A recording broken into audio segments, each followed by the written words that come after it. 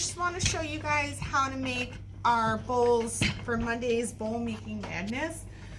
So first thing is, of course, you're going to want the kids to wedge their clay. And if we need more clay, you can always pug mill some, Justin. You could do that. All right, and then you guys are going to guide them in wedging their clay and then rolling it out into this kind of puddle shape like this. Okay, and they could do this as many times as they need. Now, when it comes to our bowls, what we need to do, instead of wrapping the bowl with this stuff, we need to lay it flat, because otherwise we're not going to be able to push the clay into the bowl. So you also want to make sure there's no wrinkles the best you can.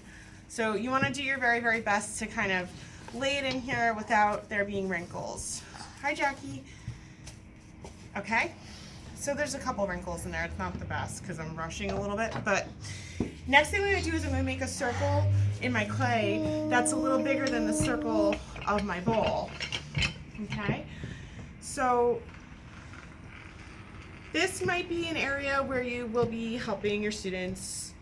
I'm going to go ahead and overlap this into here. Can you see me all right?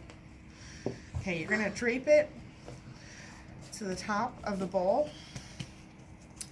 And what you're going to do next is you're going to have the kids gently press their fingers into the bowl, and they should be able to push right down to the edges. So if they can't push right down to the edges, it might be a problem with the plastic that's underneath. It might be that it's too taut, so you might need to loosen it up.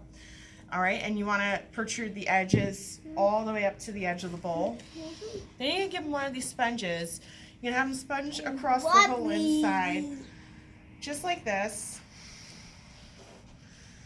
Okay? And have them just like really, really get it nice and smooth, nice and neat. This could be a real thing that takes them a lot of time to do, which will be really good, because we don't want them rushing. They have 3 hours and they're only making 5 bowls, and what we don't want is for them to be bored. We want all their time to be taken up. So you have to fill up their time. So you're gonna give them chores like this.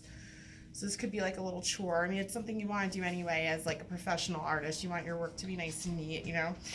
And you can talk to them about that.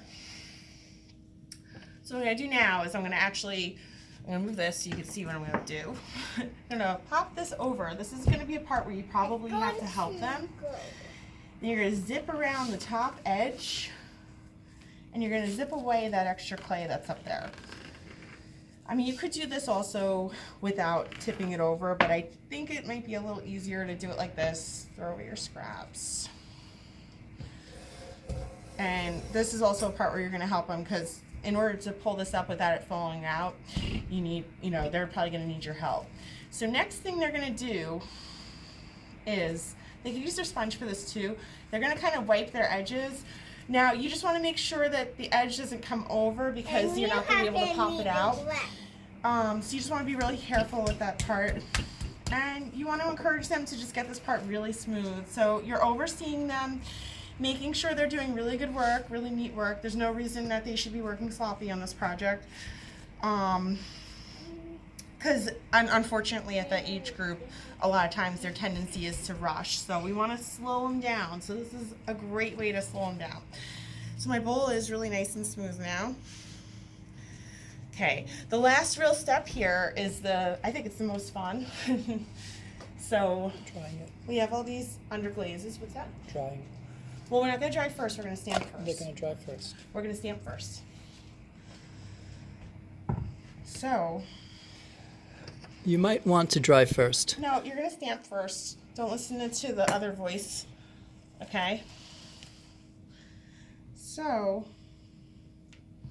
you can go ahead and begin to stamp designs in. You could probably get a ghost image pretty easily. This is a little bit thick for this stamp in particular, so I'm going to actually change it to a different stamp. I think I'll do my little sunflower stamp here. Careful with the kids that they aren't using too much of the underglaze.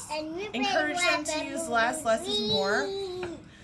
Okay, and you're just going to have a stamp around on the inside here. And that did not come out too good, but you kind of get the gist here. So this is underglazed. So it's going to go through the kiln, and when it comes out of the kiln in a week, so make sure they know that they have to wait a week. If they come back, what they could do is they could put a clear coat on it, and then they can actually use these bowls for eating out of. Okay? So you guys could use different types of stamps. What I recommend, we're going to leave out a whole bunch of underglazes for you. You can actually fill up like the little plastic tray with all different color underglazes. Make sure the kids don't mix them, of course, because they are kind of expensive. And they could use different colors on the inside here. All right, we have a million stamps, you guys know that. Once you get your bowl to how you like it, you might need to fix up little things like over here. Once you get it to how you like it, you guys are gonna have James with you. You guys can put him to work, so he'll be blow drying. So you can make sure he blow dries everything. The kids are gonna be making about 5 bowls each. I bought about, there's about 30 or 40 bowls here. So have him blow dry everything. Then before the kids leave, what I want you to do is actually pop these out, and I want you to carve their first and last name underneath the bowl, please. Okay? I also have a couple of these trays. These might be in demand. So with the trays, I would say if someone's doing something with a tray, make it a priority to blow dry it first so that you could pop it out and someone else can use the tray, because I only have 4 of them. All right, and please don't have the kids make more than like 5 pieces each, because it's just going to be too many. All right, they will take a snack break at some point. So time management's key here.